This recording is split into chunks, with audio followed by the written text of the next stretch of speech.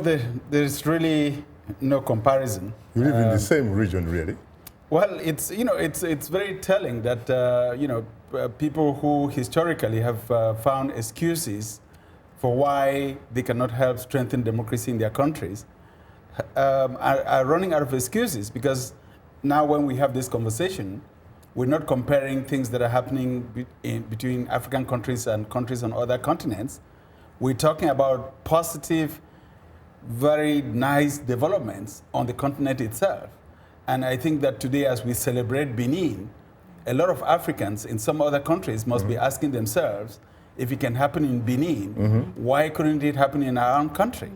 And unfortunately, I would say that most of the Central Africa sub-region hasn't seen the kind of positive political development that we've seen in West Africa, for example. And I think part of this has to do with the Beninese people taking ownership of their democracy. Because let's not forget, the democracy, even in Benin, has been challenged a number of times. This was the first country to launch the national conferences as a way to have smooth transitions from one-party state and military rule to democratic governments. This was a country where Kerekou at one time threatened to modify the constitution so he could extend his stay, and civil society, Beninese civil society, came out and said, no way, it wouldn't happen, don't touch our constitution. This is a country where at one time, even President Boni Yayi was suspected of thinking about tinkering with the constitution, and the Beninese people said they wouldn't allow this to happen.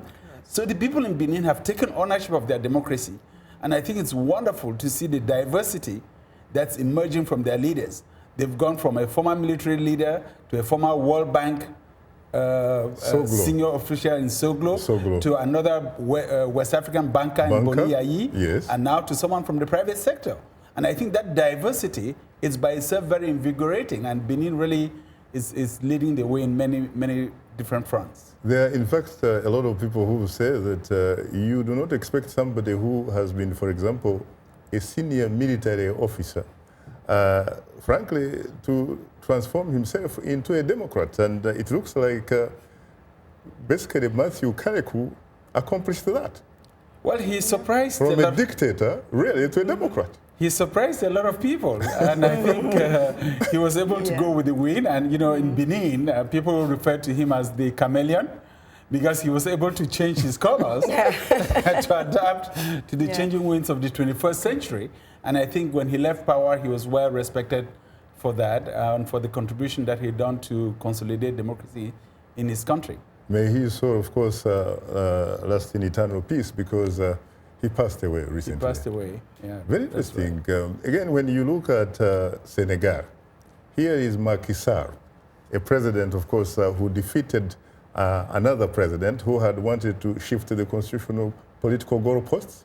And this is a president, in fact, who has decided that 7 years for a term is simply too long. Yeah. It should be cut to 5. And yet, when you look across the continent, you have people who are saying that there should be no need for term limits. It's presidents like Macky Sall that give many Africans, many of us, hope that the future still will be bright.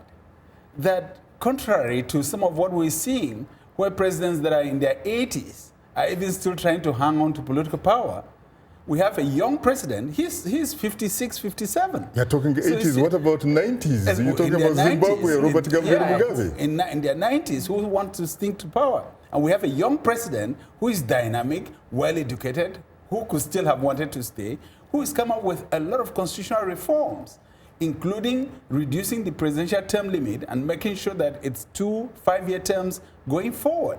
And that's to be commended. He's even reduced the powers of the executive branch and has increased the powers of the National Assembly to make sure that there's an equilibrium, a separation of powers, and proper legislative oversight of executive authority.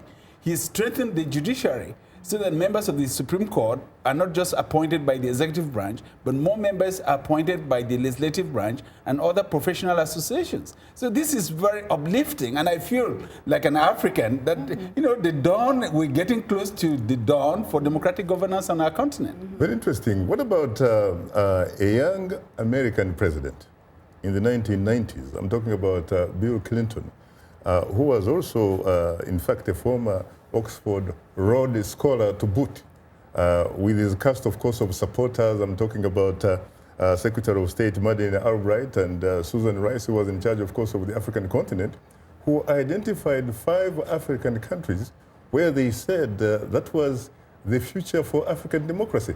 They, in fact, said that Eritrea, Ethiopia, Uganda, Rwanda, and DRC, these were beacons of hope for African democracy.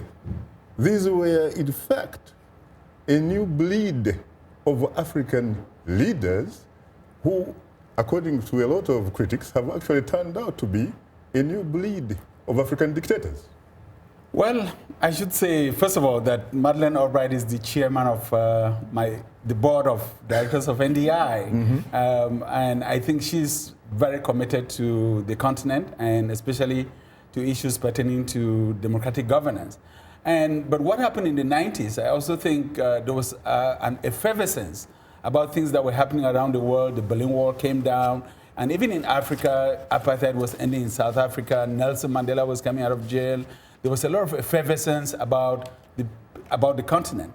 And it could have been very easy in that fog of all of the things that were happening, the good things and the not so good things, for policymakers to make wrong projections about the future. And I would say now in hindsight that picking those 5 leaders at the time and thinking that those were the leaders for the future of Africa was a big mistake. And I'm sure that if you talk to those policymakers now, even they would admit that it would have been wrong to bet Africa's future on Isaiah in Eritrea or Kabila in the DRC at the time, or Museveni or Kagame and the former leader of Ethiopia. Now new leaders are emerging who are really committed to the continent's future and who are putting in place systems that can endure even when they are no longer in power. And I think that's really the test of leadership, the ability to put in place processes and systems that can endure even when you're no longer in power. But what does that say about the people, in fact, who live in those 5 countries? Eritrea, Ethiopia, Uganda, Rwanda, and DRC? Well, it says to them that ultimately they are going to have to do like the Beninese and the Senegalese and other Africans who've taken ownership of their democratic processes.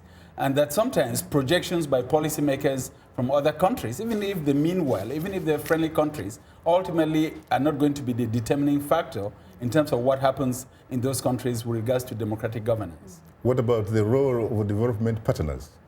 Well, they definitely have a very strong role to play, but they have a support role. And we've seen, even in a case such as Benin that we're celebrating today, that the absence of international observers did not stop the Beninese people from deploying their own observers to monitor their own elections. So increasingly, Africans are taking their own affairs into their hands and realizing that development partners are partners, but first and foremost, the ultimate outcome is going to be determined by us Africans. They did the right thing, and of course part of perhaps the explanation is because you have Benin or Senegal, where they don't think in terms of strong men.